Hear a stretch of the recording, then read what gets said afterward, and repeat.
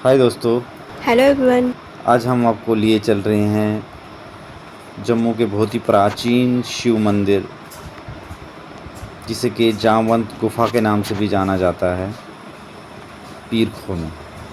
जी हाँ, पीर खो मंदिर। ये मंदिर महाभारत कालीन माना जाता है। हाँ जी। अगर जामवंत गुफा है तो ये रामायण कालीन भी माना जा सकता है इसको, क्योंकि जामवंत जी रामायण काल में भी थे। जी वीरेंद्र जी, आप कृपया आगे और बताइए इस मंदिर के बारे में। बहुत ही सुंदर और प्राचीन मंदिर है। जैसे कि दर्शकों आप देख पा रहे हो कि बहुत से भक्तगण यहाँ पर दूर दूर से आए हुए हैं। सावन चल रहा था तो सोचा कि भोलेनाथ बाबा के दर्शन कर लेते हैं। यहाँ पे स्वयंभू हमारे प्यारे भोलेनाथ जी। रुद्राक्ष के रूप में शिव जी विराजमान हैं। आप दिन के किसी समय भी यहाँ पे जा सकते हो। रात्रि 10 बजे तक मंदिर खुला रहता है। दोस्तों, डोगरी भाषा में खो का मतलब होता है गुफा। यहाँ प्रसाद खरीद सकते हैं आप। आपको पूजा सामग्री बाहर से लाने की आवश्यकता नहीं है, क्योंकि यहाँ इजीली मिल जाता है। भाई साहब ने फूल वगैरह रखे हुए हैं यहाँ पे।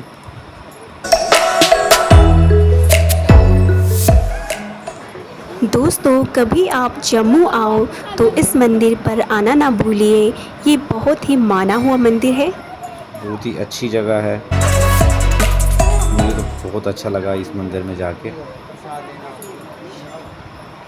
हम जीत सिंह भाई साहब को लेके गए थे अपने साथ में, तो जीत सिंह भैया भी प्रसाद ले रहे हैं। दोस्तों, जैसा कि आप देख ही रहे होंगे कि चलने में असक्षम भक्तगण भी यहाँ आए हुए हैं, इस आस्था से कि भगवान शिव शंकर उनके कोशिश कष्टों करी का है हरण हमने कि करेंगे। आपको पूरे मंदिर के दर्शन करा पूजा सकें। सामग्री लेकर और अपने आप को जल से पवित्र करके हम मंदिर की ओर चल हमारे पड़े। साथ कुछ बाहरी राज्य से आए हुए भक्तगण भी थे, जो कि वैष्णो देवी से होके आए हुए थे। सावन के महीनों में भक्तगण ज़्यादातर आते हैं। जम्मू कश्मीर राज्य के तो बहुत ही कम लोग यहाँ पे देखने को मिले। ज़्यादातर बाहरी राज्यों के लोग आते हैं और जम्मू के सारे मंदिरों में दर्शन करके चले जाते हैं।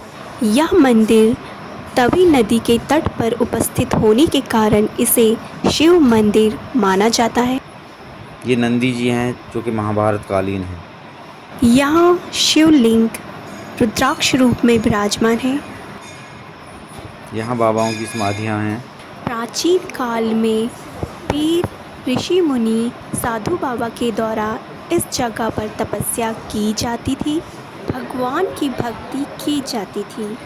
सीढ़ियों के कारण थोड़ी वीडियो हिलती डुलती आपको नज़र आएगी, उसके लिए क्षमा प्रार्थी हैं आपसे। दोस्तों, आगे मैं इस वीडियो में इस मंदिर के उद्गम की स्टोरी बताऊंगी, जो कि यहाँ के पुराने लोगों के द्वारा कही जाती है। ये है रुद्राक्ष शिवलिंग। ये शिव गुफा में जाने का रास्ता है। अब नीचे उतरेंगे तो सीधे शिव गुफा में आपका प्रवेश होगा। गुफा में जाते ही आपको ऐसा आनंदित महसूस होगा जैसे नमामि शमीशा निर्वाण रूपा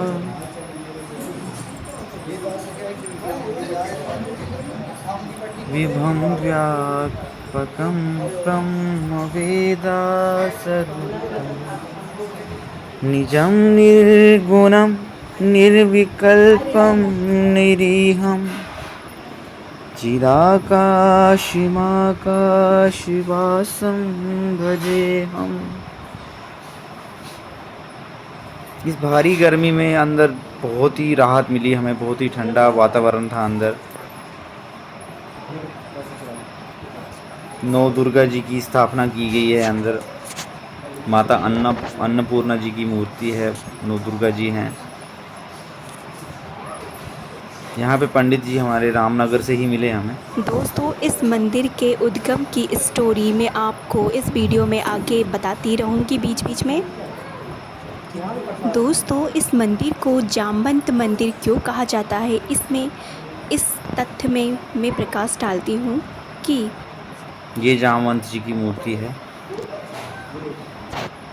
जब राम जी और रावण के बीच में युद्ध छिड़ा था तब जामवंत जी राम जी की सेना के सेनापति थे।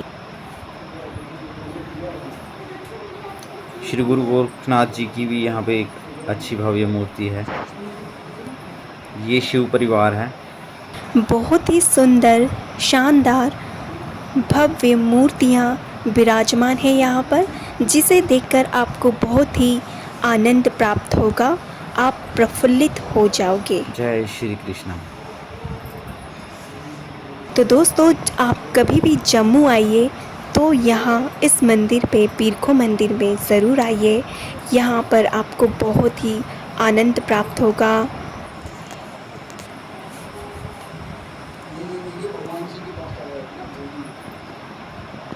गुफा के अंदर से जाते हुए आपको कई सीढ़ियाँ मिलेगी। यहाँ पर संभल के चलने की आपको ज़रूरत होती है। गुफा बहुत प्राचीन है।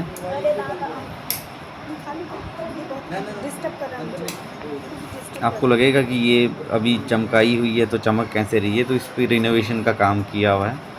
तो दोस्तों, स्टोरी हम जारी रखते हैं कि जामवंत जी को सेनापति होने के बावजूद युद्ध में लड़ाई लड़ने को नहीं मिला।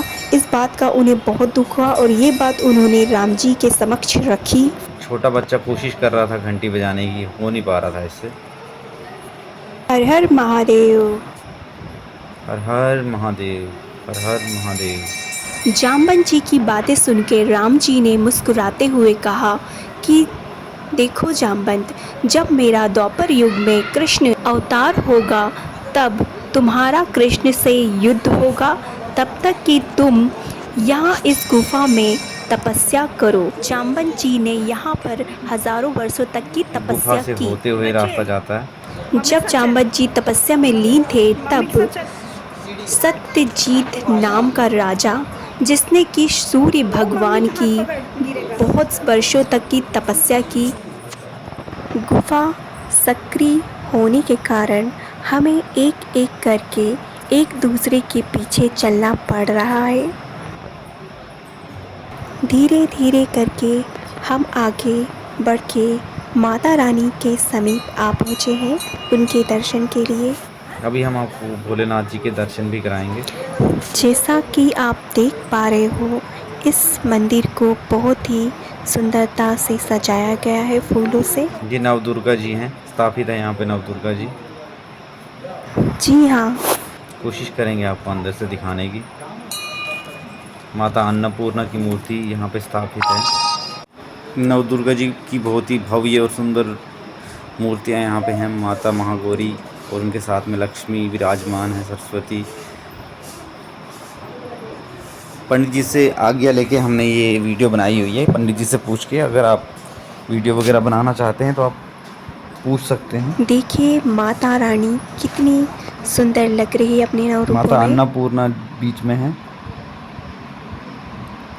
महागौरी और उनके सामने अन्नपूर्णा, और ये सारे नवदुर्गा हैं। माता रानी का इतना सुंदर दुर्लभ दर्शन आपको कहीं और प्राप्त नहीं हो सकता है, जो कि यहाँ हमें प्राप्त हुआ है।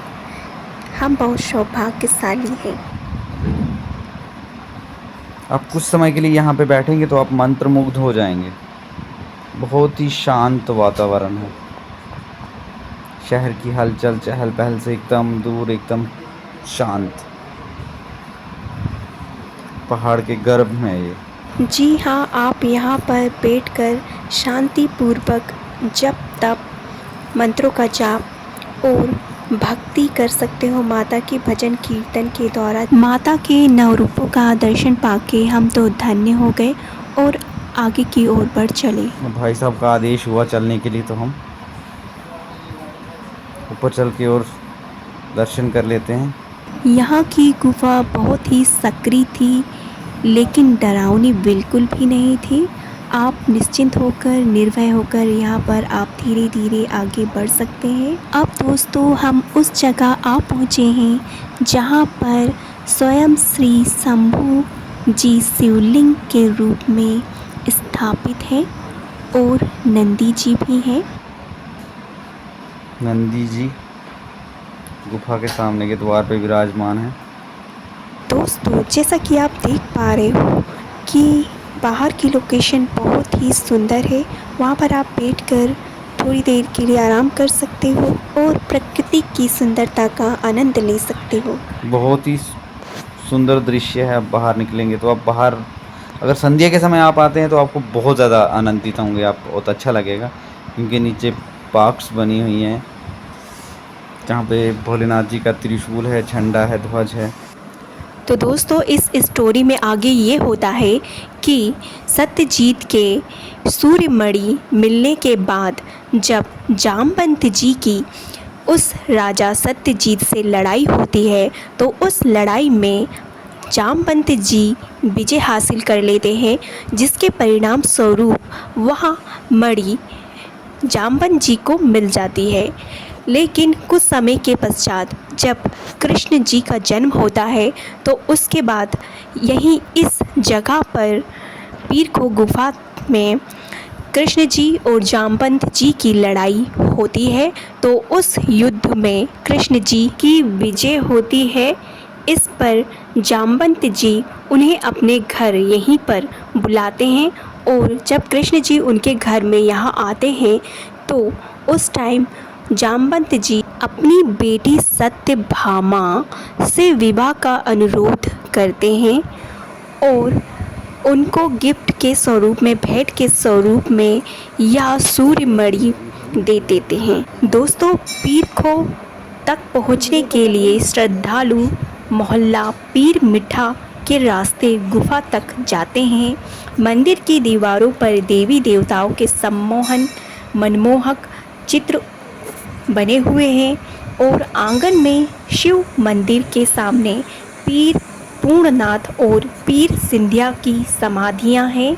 जामवंत गुफा के साथ एक साधना का कक्ष भी बना हुआ है।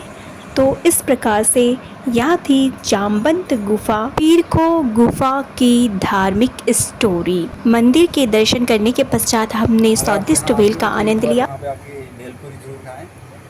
अंकल का नाम बाबा जी बहुत मेहनत से बनाते हैं। बाबा जी आपका शुभ नाम?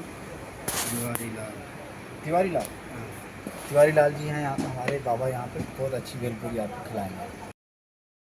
पीरखो मंदिर के दर्शन के पश्चात हम अपने घर की ओर प्रस्थान कर चले। तो दोस्तों, नमस्कार, धन्यवाद।